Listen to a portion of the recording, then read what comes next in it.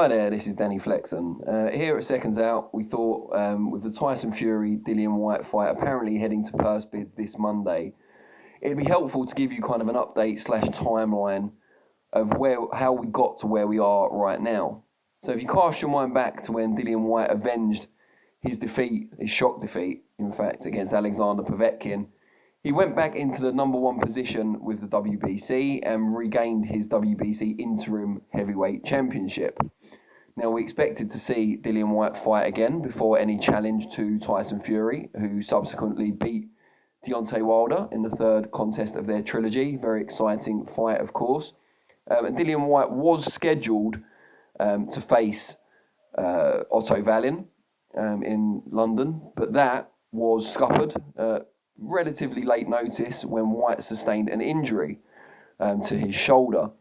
Now, there was some controversy around this time because the WBC officially installed Whyte as the mandatory challenger to Tyson Fury after the Wilder fight had taken place and before the Wallin fight was due to take place. So there were some skeptics out there who felt that Whyte had maybe avoided Wallin because it was an unnecessary risk to take, a suspicion that was kind of reinforced or given credibility by the fact that the fight was never talked about being rescheduled. So Whyte decided to focus on his shot at Fury, and the teams were in negotiations, and for a brief period it seemed like it may take place in the first quarter of 2022. Then it was came about that they weren't, Tyson Fury's camp weren't happy with the negotiations. They thought that Dillian Whyte was, Bob Arum, Fury's co-promoter, would later say that Dillian Whyte was asking for crazy money. Frank Warren, Fury's other promoter, reiterated this. But there soon emerged a dispute between the split of any purse bids, if purse bids were called for the fight. So Dillian Whyte and his team contended that he should be entitled to 45% of any successful bid, as per the WBC rules on what an interim champion would get for a mandatory challenge. 55-45. However, Fury's team insisted that it should be based instead, and the WBC have done this before, but only under exceptional circumstances.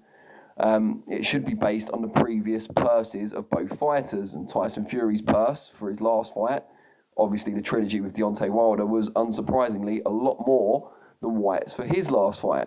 Some would say that Fury's team have picked their criteria very carefully to prejudice the WBC against Whyte, but they felt it should be 80-20 in Fury's favour, which is not completely unheard of, but is very rare, as I say, except under exceptional circumstances.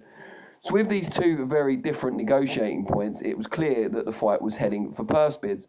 But even this became a problem because the WBC had yet to decide why or how exactly the splits would go going forward. They'd said that they wanted their teams to negotiate, but it hadn't said what the split would be, so it made it very difficult to decide on venues and making the event commercially viable. So then Tyson Fury's team started looking at him having an interim fight without the title on the line because his next defence has to be against Dillian Whyte, and that was scheduled and still is, as far as we know, for March the 26th in the UK. Meanwhile, the WBC made their decision.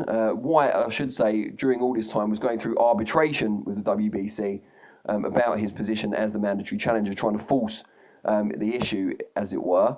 And I'm not sure if that's still ongoing at this point. But the WBC did decide that the purse split for the mandated Fury versus Whyte fight would be 80-20. I think they then expected the two teams to negotiate and that to be the next fight for each man. However, Fury's team is still going ahead planning for this non-title fight on the 26th of March. And a few fighters in the line for that. It doesn't look like it's going to be a particularly stern challenge. And I know Andy Ruiz was mentioned. I think it's very unlikely to be him, although if it is, it will take place probably in the US. But it's more likely to be someone like a Robert Helenius type fighter in the UK, someone a bit more affordable. Because last time Fury was supposed to have a homecoming contest in the UK, it fell through because it wasn't commercially viable. So this time they'll look to cut their cloth accordingly. So meanwhile, Dillian Whyte and his team have decided to appeal to the WBC, unsurprisingly, about the 80-20 split, which they think is vastly unfair. and they will try and get a result of that appeal before the purse bids are scheduled for this Monday.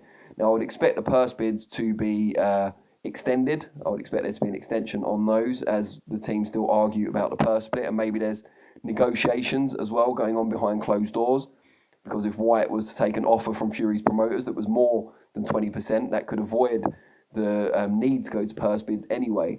So we'll wait and see what happens, but I hope that gives you a good summary of how we got to where we are now, and we'll all wait to see what happens with those purse bids on Tuesday. Please leave your comments below. I'm sure you've all got opinions over who's in the right and who's in the wrong, and even what the split should be. Leave your comments below, and we'll try and keep you updated as this story continues to unfold.